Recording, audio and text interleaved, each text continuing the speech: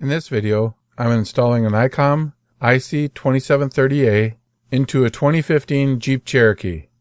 I started out with a small piece of wood and made a slice at about 20 degrees. That's going to give us a little pitch in the head of the radio. And as you can see here, the head just slipped into place. I then slid the radio onto an old mounting bracket that I had. And then ran the head cable through a seam in the plastic console and over to the head.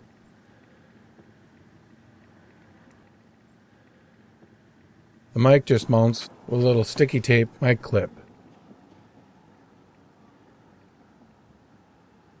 As for the radio, it performs perfectly. And that's how I installed the ICOM IC-2730a radio into my vehicle.